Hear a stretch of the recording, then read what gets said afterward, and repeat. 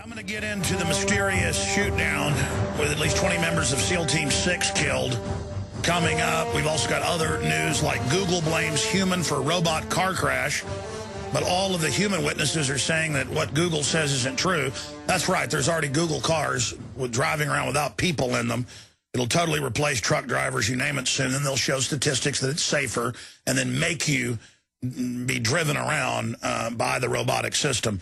That's all part of the dehumanization coming up. We're going to be breaking that down. Also, earlier, if you're watching on prisonplanet.tv, we stream the radio show also over the web in living color at prisonplanet.tv. You saw up on screen, we popped Fox News up there for a moment showing huge fires, burning cars, you name it, in London.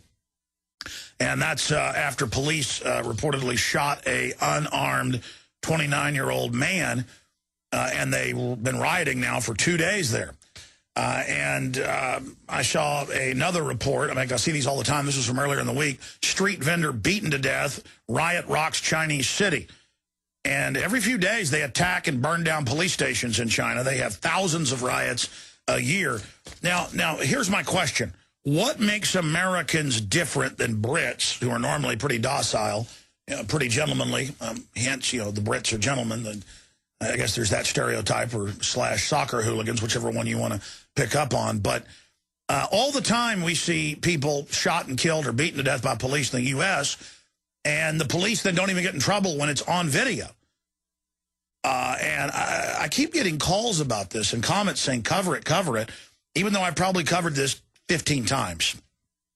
But it does show folks are outraged by it, and now police have spoken out behind the scenes, and this has been covered by KFI and other stations out in L.A., that they've seen the surveillance footage that the police won't release, both from the squad car and a city camera, reportedly where the city controller, camera controller zoomed in on it, where they beat the guy that didn't resist, tasered him 6 times, and beat the butts of their guns into his head until he died. Well, he died a day later, and they were reportedly doing knee drops into his head over and over again, the nonviolent homeless person.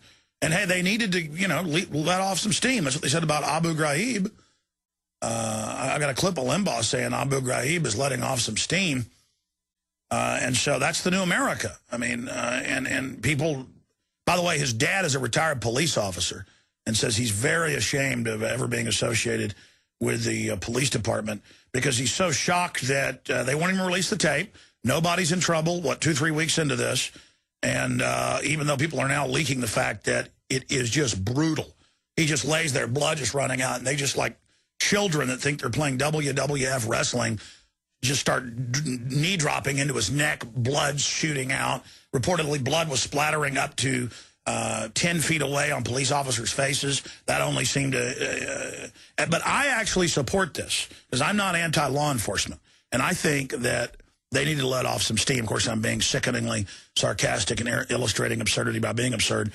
The point is that we have a lot of good police in this country, but we also have a lot of really bad police forces where thugs run them and where they can get away with bloody murder. And it's called tyranny, just like we know there's tyranny in Mexico or North Korea. And we know that when you live in a tyranny, the tyranny is personified by the uniform. Once guardians of the Republic, now guardians of the New World Order in many, many cases. So there I am covering that case, again, of Kelly Thomas, 37. No weapons on him, no nothing. And that's just the end of it. And it was all witnessed by people that also saw it. And there's grainy footage shot from somebody's cell phone about 60 feet away. And he begs for his dad for a while until he succumbs to gurgling blood. He's screaming, "Daddy, Daddy, help me." And they just keep laughing and tasering and then slaughter him hardcore. All right, well, there you go. And don't worry, the banks are going to slaughter your pension funds, police. You think you've been given all this power for no reason? I see the reports all over the country where in Texas, in small towns everywhere, the police even go on camera and admit it. They pull over old women, young people, they don't care. You got $500 in your wallet, they take it. You could even have the ATM receipt. They say, "We don't care, we're taking your cash." And they're so proud they go on TV and admit it. And just like in New York, we have footage of police coming up to peaceful demonstrators and saying, "We're going to say your bag's a bomb and your camera's a gun. You're going to go to jail for terrorism. Leave. You're not allowed to protest." And they say, "But I even have the permit." And they say, "I don't care. I'm going to say you got a bomb and a gun." And they they say, okay, I'm leaving. And the cops let them leave with that on tape. I mean, again, that is a felony to sit there and say, I will call in a fake bomb threat. I will have you arrested. And then grab the camera and say, this is a gun while it's still running and not even care that it's on tape. And then say, oh, you've agreed to go? Now leave. I mean, that is committing hardcore felonies right out in front of everyone. But see, criminals run America now at every major level. And so they want a criminal force, just like Stalin released the violent prisoners out of prison and made them his top lieutenants. And that's who government now looks for. I saw the footage of that raid on a public organic store that had been open for many years. They confiscated papayas, watermelons, raw milk cheese that, by the way, is sold at supermarkets all over Austin, the same brands, not even illegal. But they don't care. They'll show a jury an armed raid, and the jury will say, well, you raided them with guns. That means they must be bad men. And the footage of the cops that we posted on Infowars.com and that the Drudge Report linked to back on Wednesday, the police look like something out of central casting of gangbangers. All of them. Didn't matter if they were white, Hispanic, black. All of them look like what you would think of as a hardcore violent convict.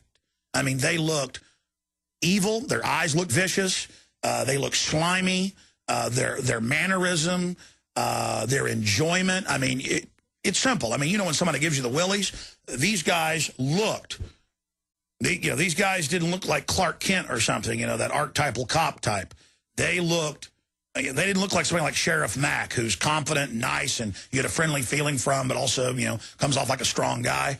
No. They didn't look like a lawman. They looked like criminals. Like if these guys were walking down the street, because our cops don't look so criminal here in Austin, if these cops were walking down the street in Austin, Texas, at night, I bet cops would pull over and talk to them. I mean, they just reeked of I'm a slime bag. Their whole demeanor. And then there's the footage of them smashing the watermelons and the papayas and and dumping the milk in the gutter. And then you can't have it all over the country. They're announcing we've got to have inspections of your home garden. You might be growing drugs. Guilty until proven innocent. You can't have a garden. You can't have one in your front yard. Well, there's no law, but we're going to arrest you. You can't have that tomato box. Now, the good news is in Oak Park, Michigan, everybody rebelled, and it's reported that thousands began planting gardens in their front yard, so they finally backed off. They were on record coming to arrest her for 93 days in jail. But this is the mindset of a control freak government that doesn't think it's the servants, it thinks the masters. Now, I haven't even gotten into the economy yet. But in the interest of time, I'm going to get more into what a downgrade means, where the bankers are going to lead us, how they're psychologically preparing us that it's our fault that we're going to have a total depression if they continue on this course, and consolidate and engage in what is known as austerity. As Obama says, his job now is to get us all to chip in, unless you're General Electric, running his economic council that's exempt from taxes and their own carbon taxes. We'll be right back after this break. Toll-free number to join us. We'll give it to you when we come back. I can go into the control room and look at the gauges of traffic. Visitors to Infowars.com and PrisonPlanet.com. It is surging near a record level right now.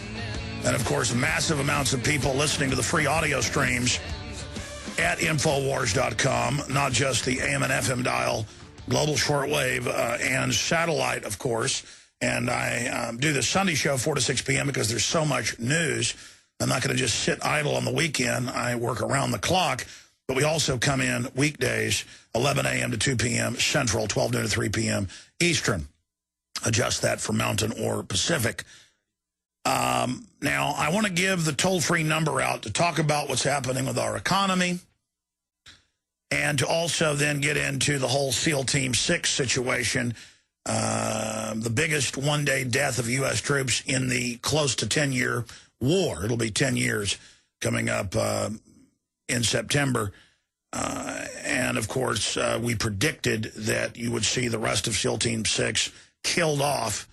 And we're going to be getting to some of those predictions here in a moment, and I'll break down exactly why we've been basically going that direction. And it's, of course, because the official story of the bin Laden killing is as phony as George Herbert Walker Bush's pledge, read my lips, no new taxes, or Obama saying he wouldn't hire any lobbyist, or Bill Clinton saying I didn't have sex with that woman, or Richard Nixon saying I'm not a crook. No, the official story has been proven to be a fraud. We don't know exactly what happened with the whole bin Laden raid, but it's been admitted, every facet of it, to be a lie. And so we predicted that SEAL Team 6 would start going bye-bye. We're going to get to that in a moment and break down exactly why. And I know listeners are tuned in to find out my view on that, but I also want to discover your view. And so the toll-free number to join us, it's a different number on the Sunday show than the weekday show, is 877-789-ALEX, 877-789-2539, and we will get you up and on the air.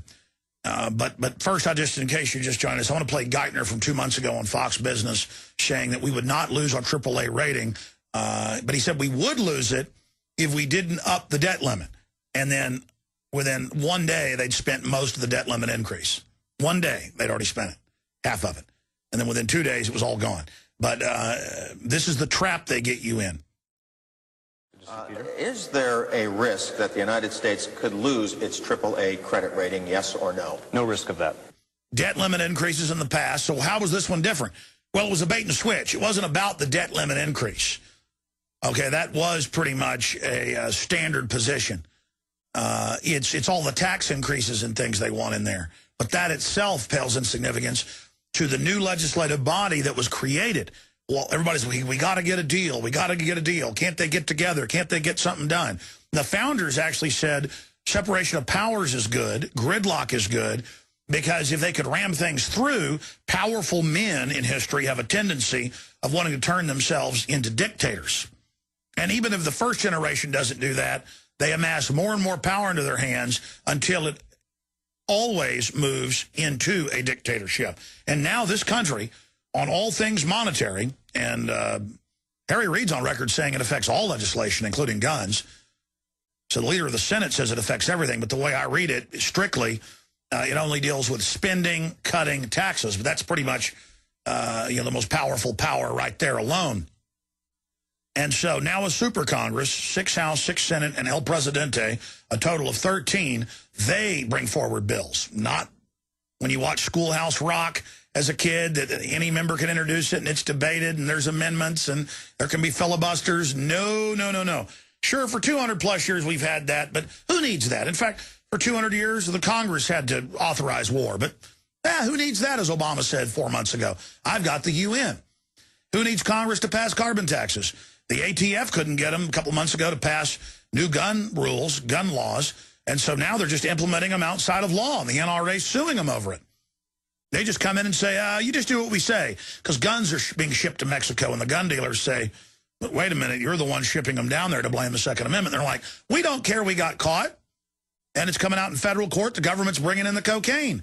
That's in the El Paso Times, Chicago Tribune. I'll be getting to that later in the next hour if I have time. I covered it a lot on Friday and over the weekend. We have a lot of special reports up at Infowars.com. And I'm now, of course, doing Infowars special report, hour-long and 2-hour-long video reports. And then starting September 1st, we're going to have a 30-minute show every night, news show. That's going to cover a lot of information condensed down at 7 p.m. Central. And that, of course, will debut at prisonplanet.tv. We've already got literally scores of cable and satellite networks wanting to pick it up.